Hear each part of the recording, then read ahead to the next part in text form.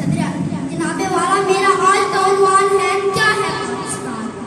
सदर अली वक़ार एक सवाल मेरे कानों के पर्दों से टकरा कर मेरे ज़हन में उभरता है क्या है पाकिस्तान।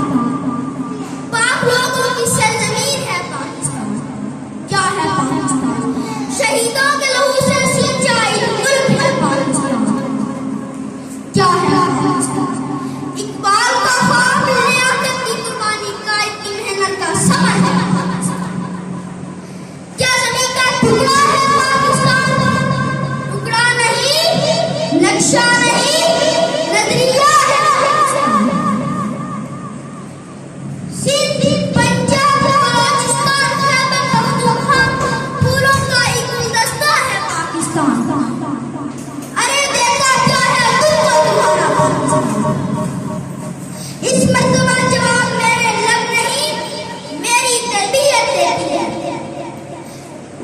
सदर अली वक़ार मैं इन सब मुश्किल सवाल का एक आखिरी जवाब देता हूँ। छूट कैसे छूट रहे हैं काम ज़रूरत की हसीन।